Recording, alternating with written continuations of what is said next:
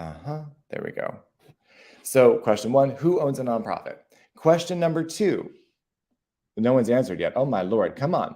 Joy, Gladys, Mika, Syed, Marcia, Tony, Matt, everybody.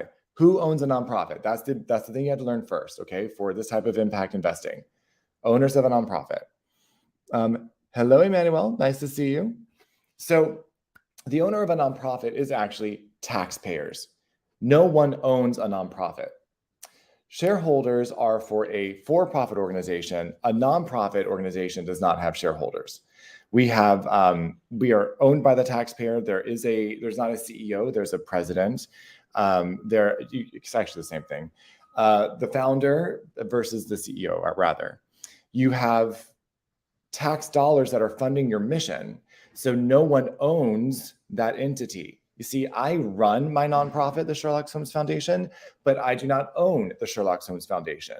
I am a board member. I'm the chairman of the board, but I am not the owner of the organization. And that's important for you to know, because if you know that you're using tax dollars to fund your mission, then it makes all the difference on how you approach where you find money for your nonprofit and find money for your social housing initiative, more specifically.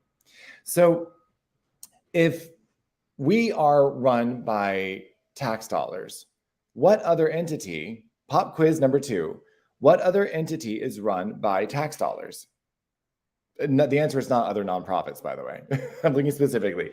What else is run by tax dollars?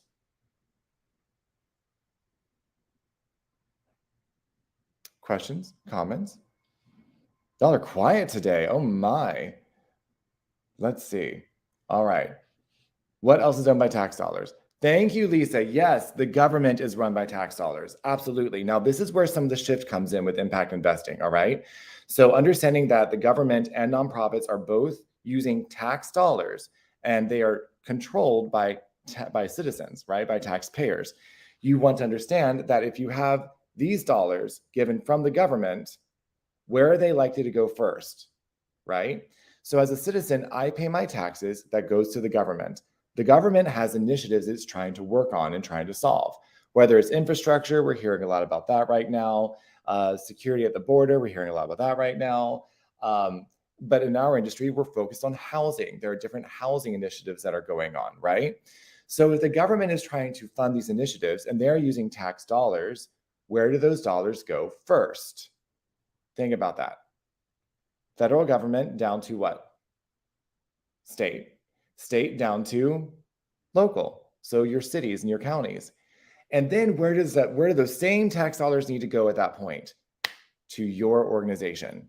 They have to go to the grassroots people in the community that can actually deploy and facilitate what that initiative is out to be, all the way from the federal government, right?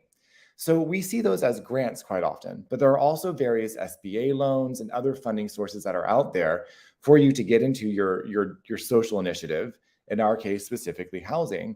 And we use these funds to address local issues in our communities. Now, if you guys have heard of economic opportunity zones, have you guys heard of that? Let me know. If you do, hit me a 1 in the chat and let me know that you guys are paying attention. I want to make sure you're alive here. It's always awkward talking to oneself, right? So if you've heard of economic opportunity zones, those are literally street by street neighborhoods that were identified by state governors, where they are trying to incentivize private investors to go and flip a community, in other words, right? So they had it, it was where you private investors could take an investment, say they had Apple stock, and they sold that stock, and now they're going to pay a capital gain. Well, instead of paying that capital gain, if they reinvested those funds into an opportunity zone, they would actually be able to defer their taxes. And actually, if they held that investment for 10 years, their capital gain would be completely forgiven. Why is that cool? Well, it helps provide an opportunity for private investors, the private sector, to actually get involved in the creation of jobs and raising living standards for blighted communities, right? So there were a few things that needed to be done. One, you had to make sure that you were Not going to open up a business of vice. I wonder what those are. Take a guess. If you think you know what a business of vice is, go ahead and put it in the chat so I can see what you're listening. Yes, Lisa, you have heard of on HUD's website. Yes. You can't open a business of vice. And you also had to make sure there were a couple other qualifications that I can't remember off the top of my head. But if you're interested to find out more about these opportunity zones, you can find them out at eig.org. eig.org. I really like what they have to say. They're my resource for them. Now, that's private sector. But notice how the government created a program, and that program incentivized private citizens to do something, right? It incentivized private citizens to go into blighted areas that they would not otherwise have invested in. And that's just an example of if you pay attention to what the government is trying to do, it removes so much red tape for you. There's funding that comes out of it. It's faster to get permits. You get more support from the local community, but you don't do this just by guessing, right? So when we're talking about the three pillars of a nonprofit, that is different than a for-profit entity. Again, number one is we are owned by the taxpayers. Number two, the government is actually owned by taxpayers, and we're both using taxpayer dollars. So we have to be compliant and we have to know where we're trying to fund certain things to get these initiatives moving, right? So if you are a housing provider like we are, you want to look for things from HUD, Housing and Urban Development. Last year, most people don't realize this, but last year, HUD launched their House America initiative, which was launched in September of 2021. And that initiative printed $5 billion on the federal level, not to mention how many billions there were on the state level, to address the homelessness epidemic that we are seeing.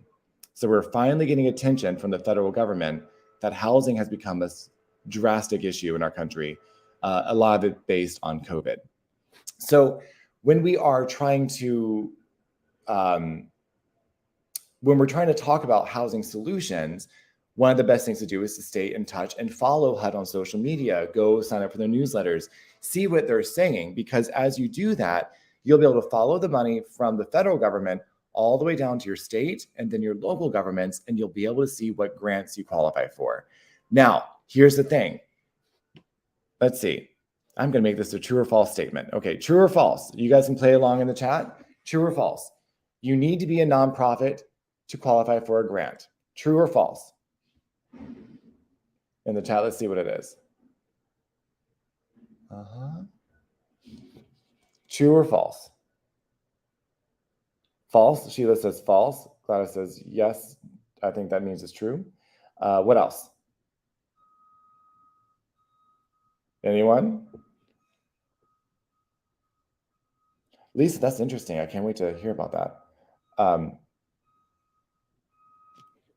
Come learn. So the answer is actually false. You do not need to be a nonprofit to qualify for a grant. You do not, but you do need to receive most grants. You need to be a nonprofit. Okay. Now there are other things that you can do. For example, there are lots of grants out there that are called block grants that will actually address what you're trying to do in that block, right? Like certain social initiatives. If you have a recovery home that is a for-profit endeavor, this is an example. If you have a recovery house, you can qualify for a block grant to subsidize housing, and that's allowed, even as a for-profit organization. Why? Because you're solving a social initiative. You're solving a social problem. Now, does that mean all grants are like that? No. But there are more grants out there, more and more that I'm finding, that you can qualify as a for-profit organization. One of the hacks for that is to create an apprenticeship program in your for-profit that helps people coming out of incarceration or aging out of foster care. So if you have a business that is, and say you have a short-term rental business, and you want to qualify for a grant, you're trying to get some funding. Well, if you hire someone coming out of incarceration and you want to help them get their life back on track, there are grants for you to hire those individuals and help you actually make an impact in your community. So again, you want to follow what your local community is trying to solve. Are they looking to help veterans? Are they looking to help foster youth? Are they looking to help survivors of human trafficking? Who are they trying to serve? And you're going to find more opportunities there, even as a for-profit organization. Okay. So, hello, Lauren. Welcome, my dear. How are you? I'm good, my friend. I'm here to support as usual. I'm so glad you're here, my dear. So Lauren is one of my advisors on our board, and she is brilliant when it comes to nonprofit world. I go to her for all sorts of questions that she does have answers to, which is wonderful. Lauren, introduce yourself. Hello, everybody. I'm Lauren Lapointe. I am a global experience specialist. I come from the non-for-profit world. I have over, well, I'm just going to say it, 49 years of non-for-profit. You Yes, admitted I it. was born in the non-for-profit world. I swear my mother basically conceived me on the boardroom table, but Jacob hasn't heard that one yet. But That yes, one's new. so my family has founded two foundations, one for young entrepreneurship, Kaufman.org, which is a $2 million asset foundation, net gross asset. You can see it in my bio. And then I have another family foundation, which is for performing arts. So we're based on both entrepreneurship and the art base. But with that being said, I'm a board advisor, of course, for Sherlock Holmes at the moment, and many other boards that I sit upon. On top of that, I'm an event producer. I've been in entertainment, and I'm an etiquette and hospitality consultant. But you can read all that when you're bored listening to Jacob in my bio. But you know what? You won't be bored. Jacob drops all the gems with all you hear. But I do want to say, let's go ahead and ping your friends into this room. Let's get it going, because you know what? Excuse me, this is a great room to learn, to grow, and to make the difference. Jacob, back to you. Thank you, my dear. I'm so glad you were able to find time to come in. I will tell you, now that you are available during the day, I'm like, oh, I can call you again. It's wonderful. Lauren has so much knowledge, especially when it comes to grants for arts and culture. So, Lauren, quick question for you. What are some of the mistakes that people make when they approach grants for arts and culture that you've seen? Actually, it's mistakes for any grants. First of all, when you come with your grant proposal, one of the big tips that I want you to do is when you're doing your request letter, do not let that person pick the price. You need to come with the price of what you're seeking. Don't seek too high, don't seek too low. Try to come into a middle range, because they do not have time to go back and forth into mediation. Just like your lawyers, you're going to be charged for this. And honestly, you are charged for this. If you're going to go back and forth, you're wasting your precious time. So come with your offer and your ask, and make sure that you're clear with your ask and your grant proposal. That's the biggest mistake, because a lot of foundations will just put that grant over to the side and write you a decline letter, because they don't want to have the time to go back and forth. So if you're seeking $10,000 for your grant, write it in your proposal. And find out exactly how much their budget is and what they can do. Do your research for them, because a lot of times foundations will only support their friends' levels. With that being said, for example, the Francis Family Foundation will come in at $50,000 for such and such organization. But if you're asking for a grant from the Jones Smith Family Foundation, well, do they want to be higher or lower from that sponsorship grant? That's the question. So they usually want to match or be under, and you kind of have to play in that game to know which level you're going to come in on as well. But do your research first before you just kind of submit that grant. It's a lot more work on your hands, but you know what? If you do it, you pretty much are going to one up the game. So Jacob, back to you, my friend. So what I like that you just said, Lauren, and it's what hits me. It reminds me of like so I used to wait tables in college, and I was a very bad server, by the way. My ADHD was off the chart. I would forget everything, and I was always running around like crazy. I wish I could be one of those people that said, I love serving tables. I did it because I had to. Okay. I was not very good at it. I'll admit it. Okay. I enjoy talking to people, but I would forget, things like drinks. It's awful. So when people would come to me and they would say, oh, just give me something tasty, I was like, well, I don't know you. I can't make that decision for you. It was just so frustrating. So when people go and they make requests for you, like, to write their business proposals or to write their grant proposals, or how much do you want? Well, how much can you give me? That's not how this works. It's not a bartering thing. These foundations have to get the money out based on their bylaws, and they don't want to do the thinking for you, right? They've got to run their own business. They're not going to run yours for you. So by going in and knowing what you're requesting shows them that you're going to be a good steward of their money, and they'll start listening to you, and they'll start giving you more requests for so much of this, right? And usually they start off with a smaller grant or smaller donation first, because they want to test you. They want to see, okay, are you going to do this? Is it going to be good? What are you going to do with this money? And as they build trust in you, then they will often invite you back to apply for more money. There's an organization here that I'm working with in Fort Lauderdale, who I think they're wonderful, and they are the church, St. Vincent's Church here, which by the way is huge for housing. You guys should get to know them. They were asked to apply for a grant that St. Vincent's Church wanted to create for them, and it was a $20,000 grant.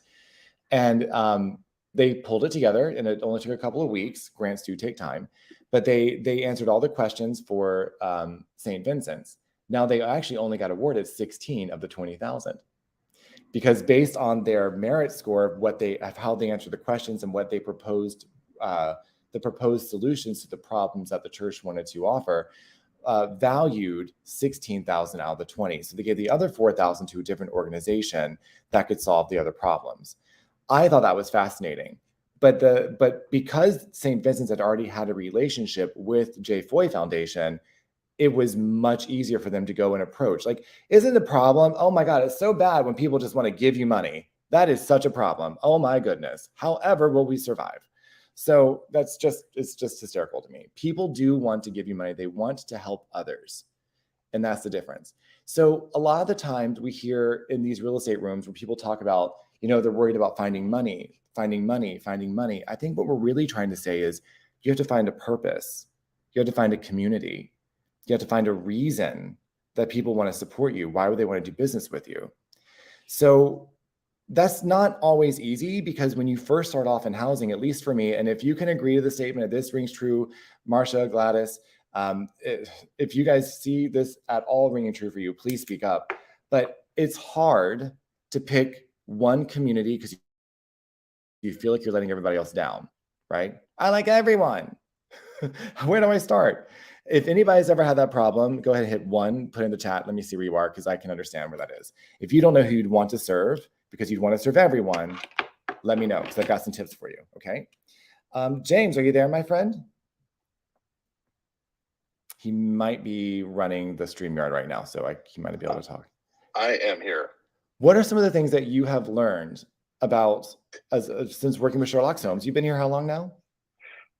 Oh gosh, it feels like forever, but no, it's actually been, I think, since short after it started, actually, back in it was later on in 2020. I think it was after sort of the pandemic sort of took hold, and you started your real estate what's called investor party. Right. That's when I started there. So, oh my gosh, feels like forever ago. It was like forever ago. Warp. It's like a time warp with this whole thing with the pandemic. It's amazing. But I have, aside from learning the fact of my comfort zone being expanded and extended and pressured on to reach out well outside it. I have learned, of course, it's been tremendous to learn more about the nonprofit realm as to other nonprofits out there that we all take for granted or we just do not know about, as far as how big they are and how much they control and how much power they wield as far as in the space for not just real estate wise, but also for just business in general. When you shared the other day about how much of the economy is comes in from the nonprofits out there, that was impressive to learn that too. Being about 30%. A third of our economy. Isn't that crazy? That is impressive. I always think it's amazing that but we see nonprofit real estate everywhere, but we don't know that it's there. This is the fun question, a fun poll. So I want you guys to think, okay, what is a nonprofit real estate property? Like, what does that look like? You see them all the time. I want you guys to start thinking this way, okay? What is a nonprofit real estate property? You guys got any examples? Let's see. Put them in the chat. Speak up out loud. I would love to hear more. Anything for you, Gladys? What do you think? Do you have an example of a nonprofit property? No? Anyone? Let's see. Go over here to a church. Yes, churches are a 501c3. Now, they're different than a public charity.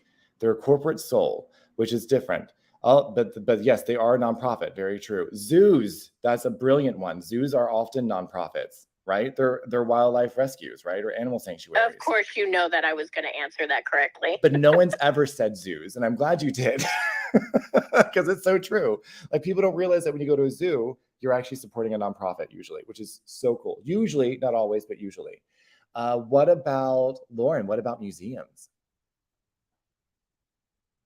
Yeah, I was going to mention museums. I was going to mention ballet schools. Also, performing arts centers are sometimes based in a non-for-profit center. They're a non-for-profit with for-profit behind them sometimes, depending on how their structure is set up. But yeah, there's a huge list of non-for-profit. Sometimes even a hospital has non-for-profit tied in there as well, depending on their research. The research centers, yes. Universities are often nonprofits. It's so interesting. Now, and we covered this last time, and I want to give a shout out real quick. Yes, our niece, someone just said IKEA our in the niece, chat. I'm a fan. Yes, she pays attention. Thank you. Our niece, you've heard me before, haven't you? IKEA, yes, IKEA is a nonprofit. Now, what I want to be clear when I say it, technically there are 3 nonprofits. IKEA. If you didn't know this, IKEA is the #1 consumer of lumber in the world. They consume 1% of all lumber consumption annually is IKEA for making all their furniture and everything else that they do.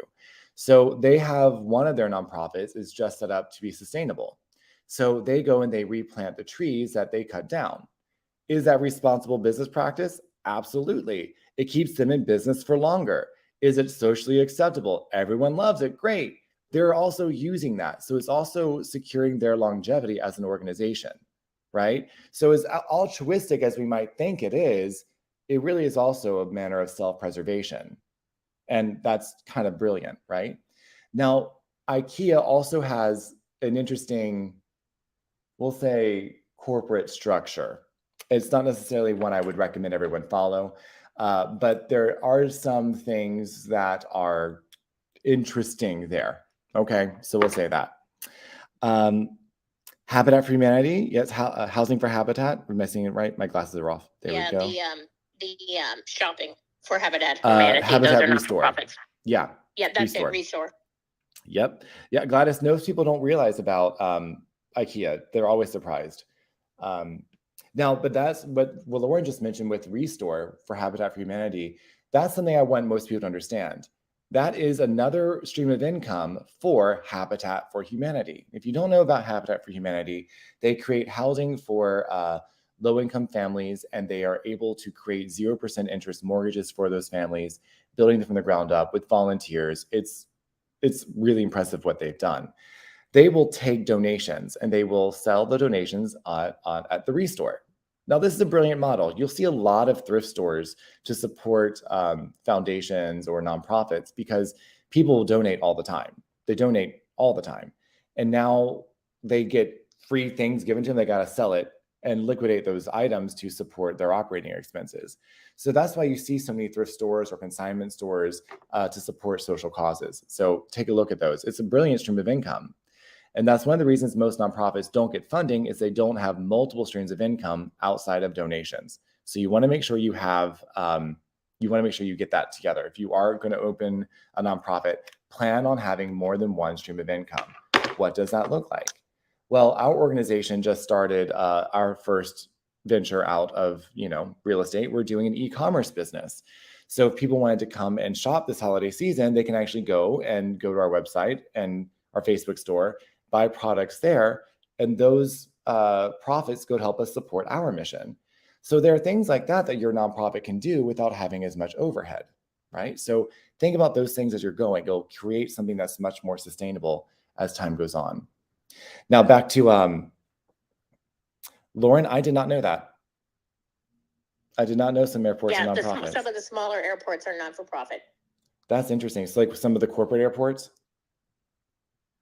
Corporate and private airports are not for profit.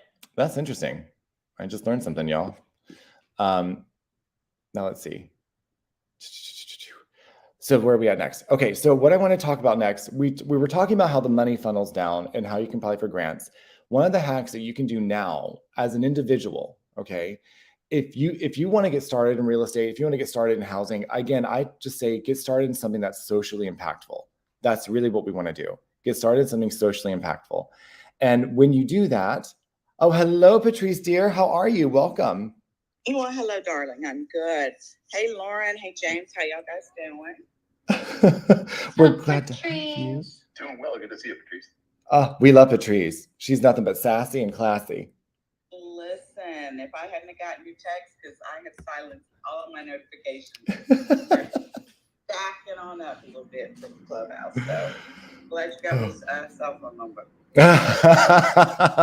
Not the fake one they give everybody else. I get it.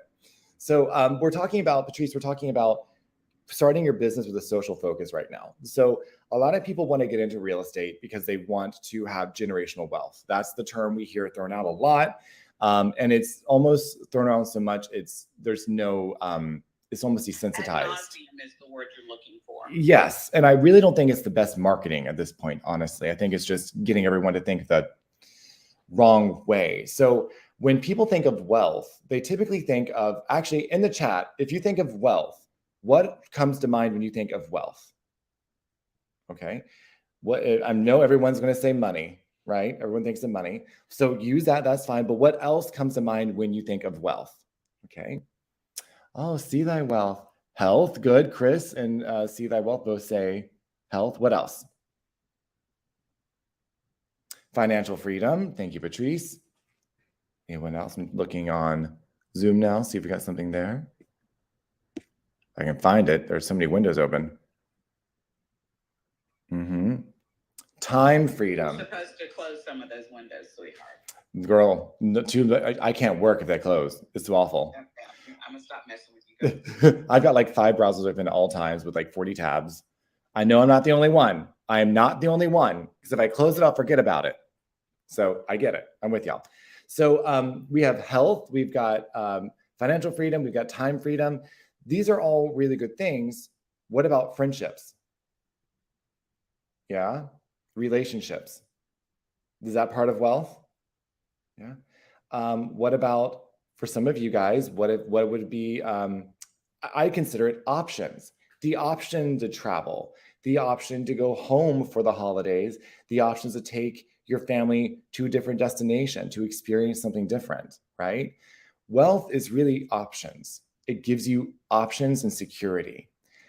I really think when people are saying generational wealth, they really should be saying generational values, okay?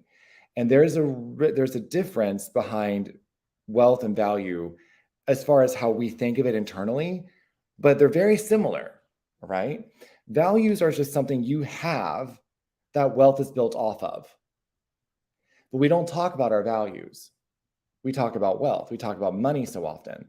We don't talk about our values. We don't talk about valuing our time, valuing our freedom, valuing our family, right? We don't talk about the values that we have. Valuing manners could be a little more micro,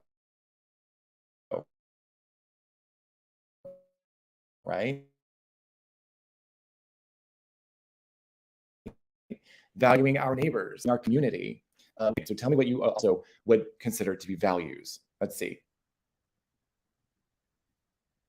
Now we got quiet. Like, what? What are some values that you guys have, either individually, as a community, as a family? And this is how I would say it. A value is something you teach your kids.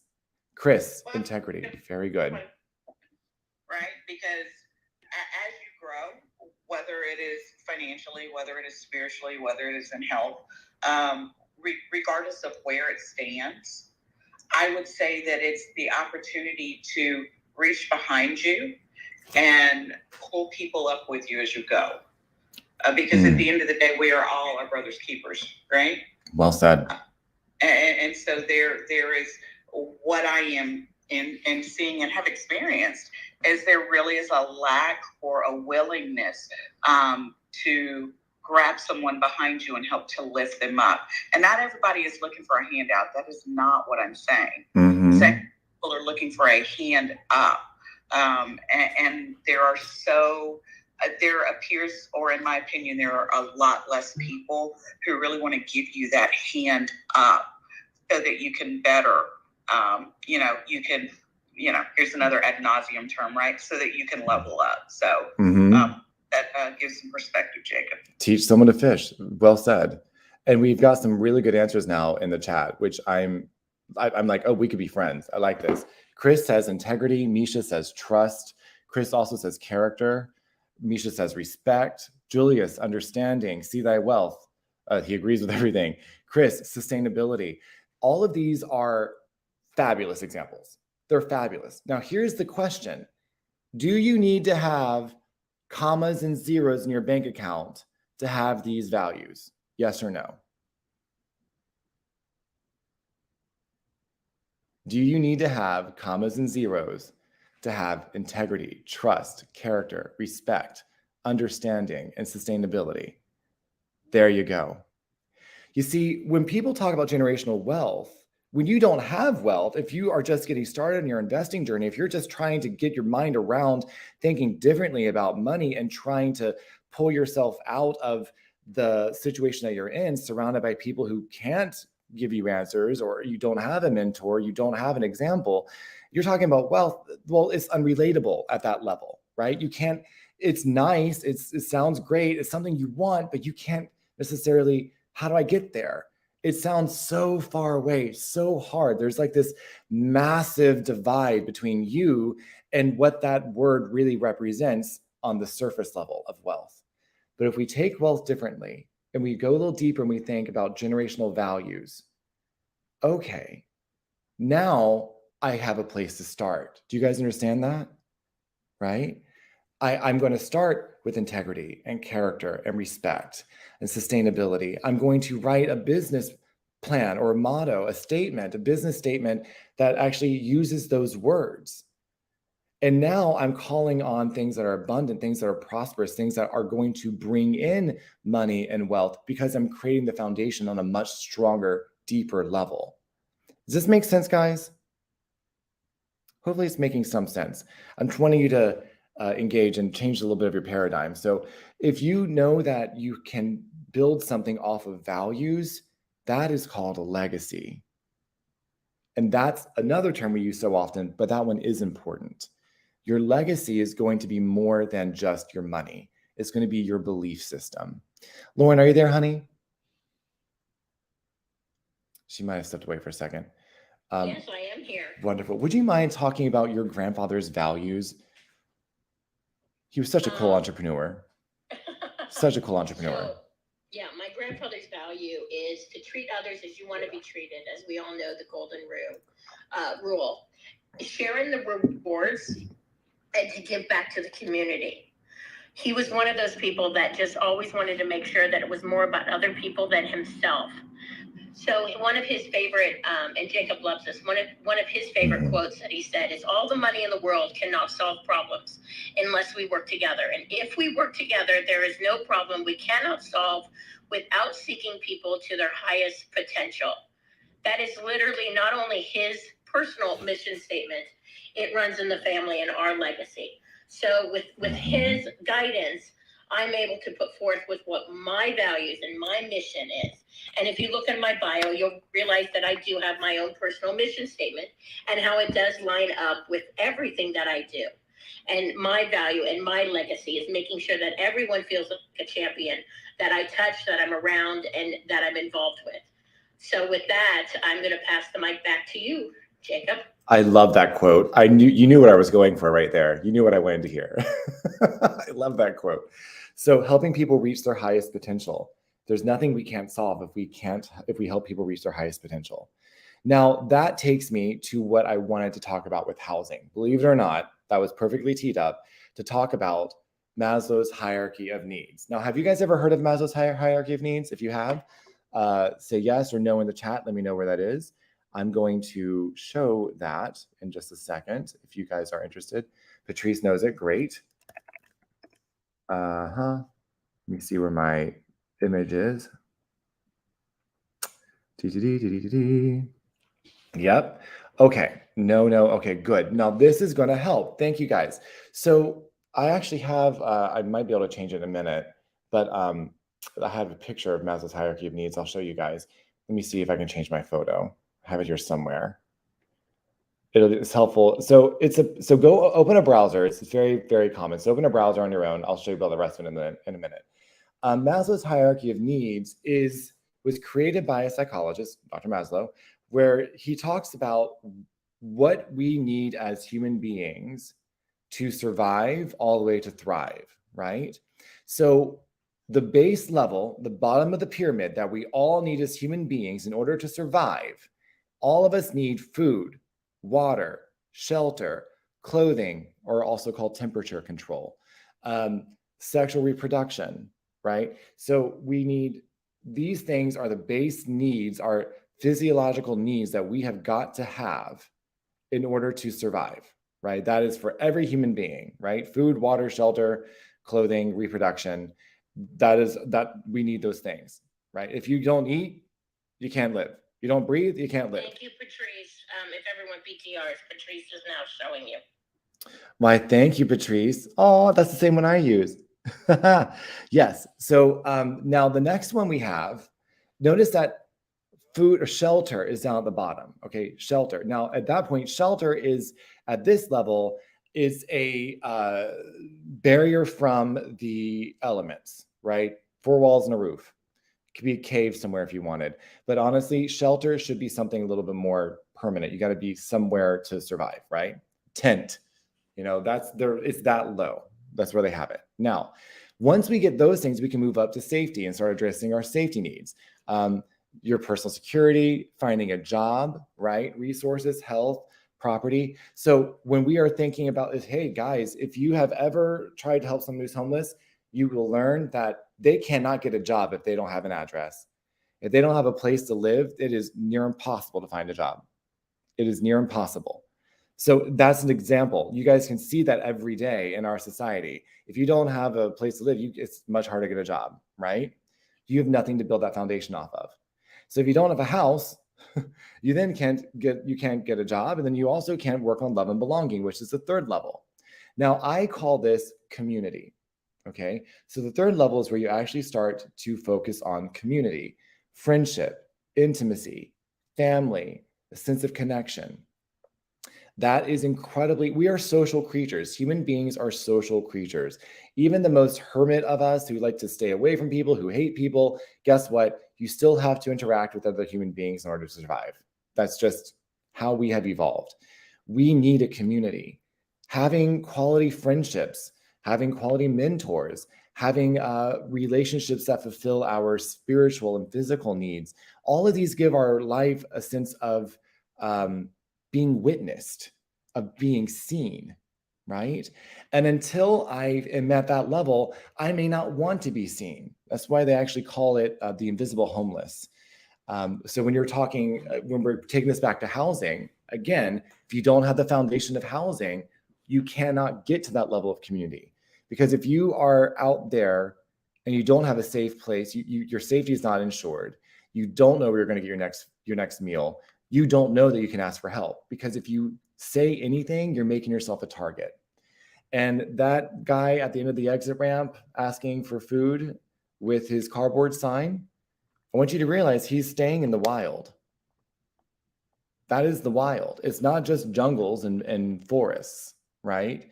He's exposed to the elements with predators. There's nothing keeping him safe, right? A car could hit him. Someone or something could stab him. There's no one there there's nothing for him to go and retreat to, right? He's in the wild, exposed to the elements. So we have to provide housing in order for us to get up to a sense of community. Now, the quality of the relationships that we create give us a sense of self-esteem. It helps us understand where we've come from, which helps us feel like we've actually achieved something. It gives us the ability to believe in ourselves. So if I don't have a strong community, I really can't build my self-esteem because I don't have something to compare myself to, hopefully in a good way, to compare my successes, right? To see where I'm growing. But then the best part, which is where you guys are here, is self-actualization, wanting to become the most that someone can be. And that is why I love Lauren's quote that her grandfather gave so eloquently, oh, so many years ago. We can achieve any problem as long as we help others get to be their highest self, their best self. I just butchered it, but you get the point. So we want to help people get to that level. Now, this is the issue I find. People will ask questions based on where they are in Maslow's hierarchy of needs. And they're asking questions to people who can't answer because they're on a rung below. So when people say, well, what are they doing to help themselves? That is coming from a self-actualization tier, someone who's gotten to that level, who's been able to help themselves, provide for themselves, has self-esteem, has a community, is making progress in their life, but they've forgotten to be compassionate. So when they say, what are they doing to help themselves?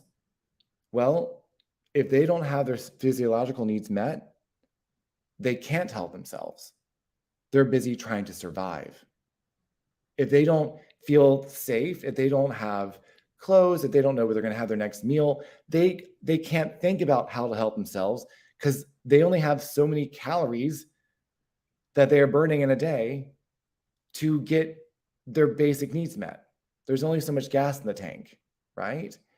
So if you're spending that gas trying to find a place to sleep, then you definitely can't think about getting a job.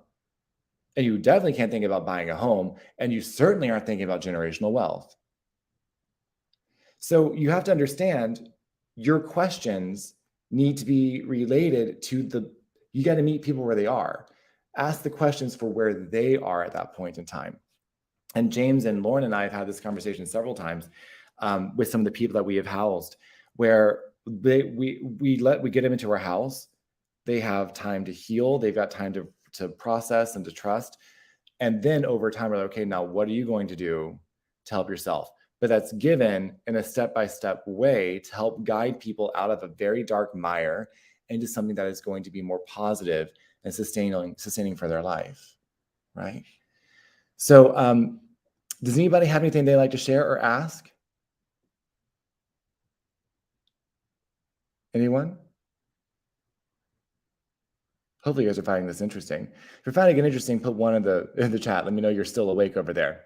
It's rather quiet today. So I'm going to go ahead and reset the room real quick, guys. My name is Jacob Jennings, and I am the founder of the Sherlock Holmes Foundation. We are a 501c3 public charity dedicated to ending housing insecurity for all vulnerable populations. We specialize in LGBTQ youth. Why? Because they are overrepresented in every community, and we need to fix that. So we want to give them services where other people don't see them.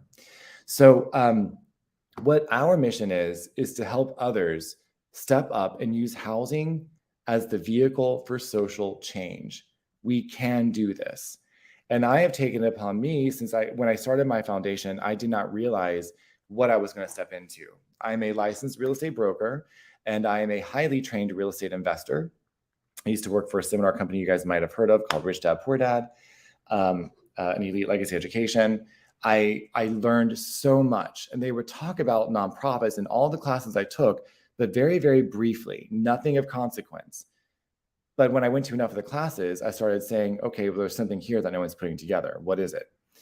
And when I took that curiosity and I applied it during COVID, I found so much that I had never been taught when I got my real estate license or my broker's license, or when I got all my real estate trainings that I've had, and I've had lots, a couple dozen. No one's looking over here because of the misunderstanding that if you are a nonprofit, you must be poor.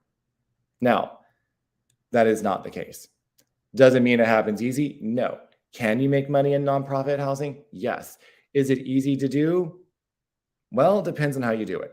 It has not been easy for me, but I also started this 6 weeks before COVID hit, and I've just been hanging on ever since. However, The need is there, and we were able to take our model and we expanded, and we are now in 4 states, and we are 2.5 years old. So we just launched. We had our second home in Colorado Springs. We have a 10-acre transgender rescue outside of Colorado Springs as well. And we just opened up 2 homes, one in Richmond, Virginia, and one in Raleigh, North Carolina. So we use a combination of arbitrage models. For those of you who don't know what that is, if you don't know what that is, say so in the chat and I'll address it. We use arbitrage models, and we also use various partnerships to acquire housing and to serve the communities that need to be served, okay? And it is our mission to help you identify who you are meant to serve through your mission, through your housing initiative, because yours may not be mine. You may not want to be serving LGBTQ youth. Maybe you want to serve single mothers, right? Maybe you want to serve veterans. Maybe you want to serve adults with disabilities. Maybe you want to serve people who are specifically wheelchair bound or autistic. Who do you want to serve? Put that in the chat. I always love to hear those answers. Who would you want to serve, right? Julius, I'm so glad. He says, what you are saying is making sense to me. That's what I want to hear. Thank you. Thank you, Julius. Investing does not have to be hard, but it has to be about something bigger than you, right? Because investing is about the economy, and economy is about community. So if you think about your community, you will be able to pull in what you're trying to achieve, okay? Let's see. What are you saying? Wonderful. Troy, so so that's me. So I'm assuming it's one of the communities I was pointing out to. Oh, a 7-bedroom convalescent home. That's, wow, very, very well done. Would love to hear more about what you're doing, Troy. That's very interesting. So we want to help you guys identify who you want to serve and find a way to serve them. At the top of this room, I have pinned another Zoom that I do on Wednesday evenings at 7 p.m. It's free, and it's more training on what this movement is about, what our movement to use real estate as a vehicle for social change is truly about. And it's called Changing the Conversation. So if you'd like to come and change the conversation tonight at 7 p.m. Eastern, go ahead and hit the link up top, register. You'll be invited in. It's not streamed anywhere. It's just a conversation where we can ask questions and get some answers out there. I provide more knowledge, more resources, and I go based on what the room is needing, right? So you want to try to get your questions answered, come to that room and we'll be able to talk directly, okay? My pleasure, Lauren, Troy, thank you for being here. Okay, so Troy is saying the certification for is an accredited, ACF, something facility. What's the C for? Accredited. I'll find it. Oh, good. Yes. Come on up, Troy. Let's see. Where you at? Come on, tell us what you're doing, Troy. This is interesting what you're putting in the chat. All right, thank you so much. I appreciate your time. I've been in business a while, and I'm pretty familiar. I'm just now really learning the construction of the nonprofit I've had for 7 years and haven't utilized any grants or anything of that nature. So I'm really just learning to audit that thing and get it going. I have a really great accountant from back in college, so everything's in order.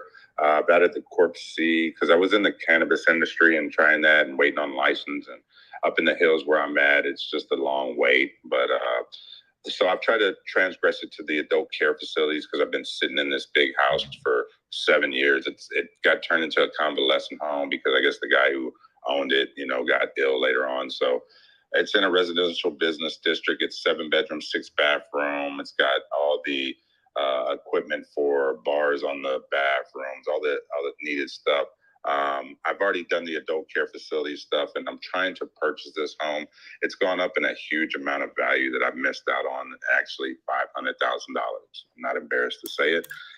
Me renting and being in the other industry, renting was more viable for that industry as opposed to purchasing, and I didn't know how to move different things out of my name into companies, which I'm learning now with the nonprofit, the Corp C that I have, which was good because I established it because now I'm trying to cut a check to actually get the financing for this place.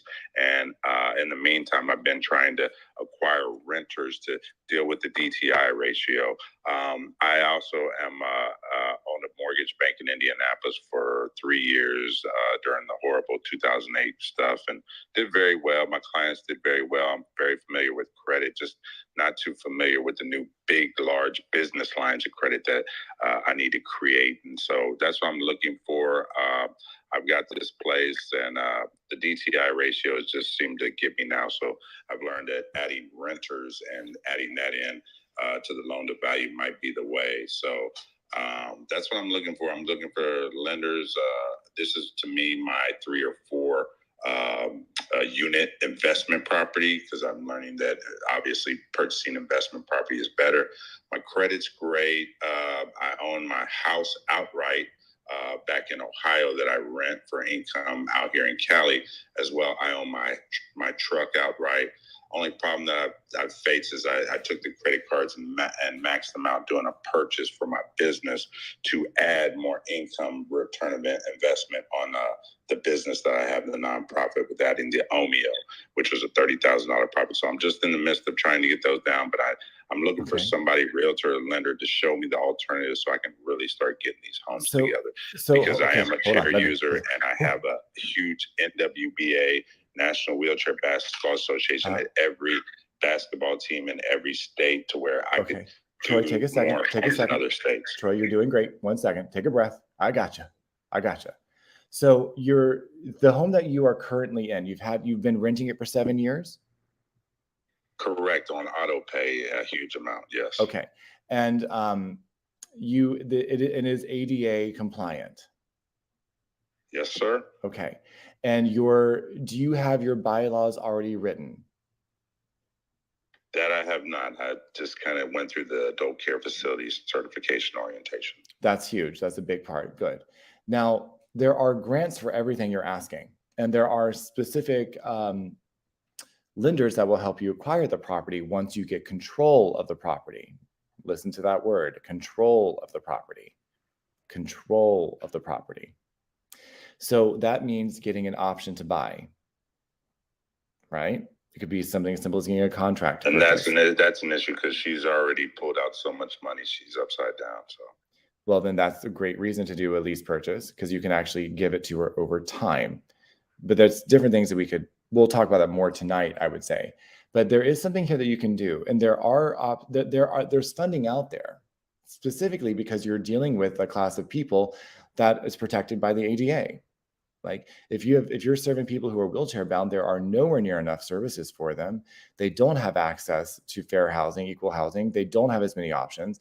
That will give you the ability to not only get funding for your home, but you can also get housing assistance for the people that you take in. So if you're able to get a lot of that lined up, that's called accounts receivable, right? Those are contracts that will also help you get a higher loan or a higher funding source.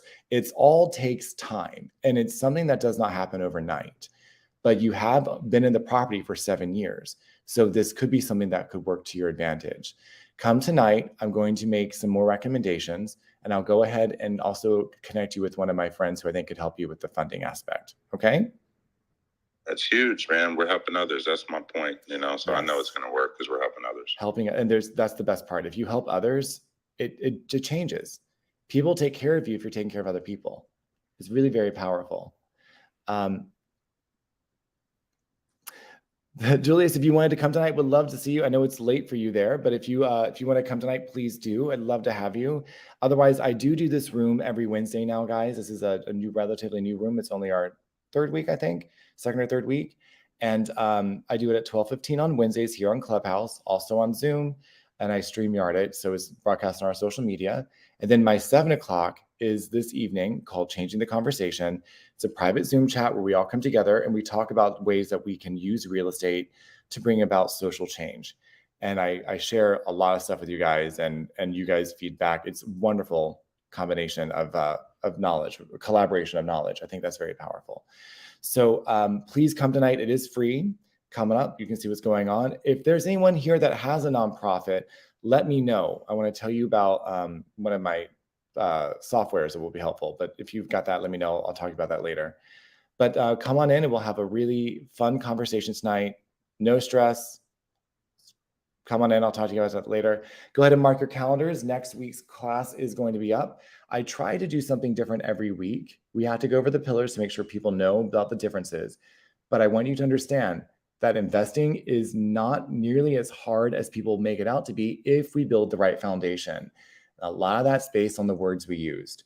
Talk about generational value from right for now, right? Start using that subject. When people say wealth, switch in your brain and go value. Think value, because that's going to make it something that you can approach. All right. When you think about investing, think about impact. That's all it is. And it will impact your life as well. And if you start today, if you take away something, if you think about following the money from the federal government that take out a loan from the Fed, and they go to certain initiatives, and you follow that money, you watch how it trickles down, you'll know what to look for when you're trying to make a difference. That's where the money is, right? That is free money. Well, it's not free, you have to work for it, but that there is money for you to make a difference and to start your business and to be an impact investor, not just a real estate investor, right? We can do this by building communities together, guys. I hope you guys have enjoyed this today, and hopefully I will see you guys tonight at 7 for my Zoom. Otherwise, I will talk to you guys later. Thank you guys so much for being here. I'll see you next week. And don't forget, you are fabulous. Take care, everybody.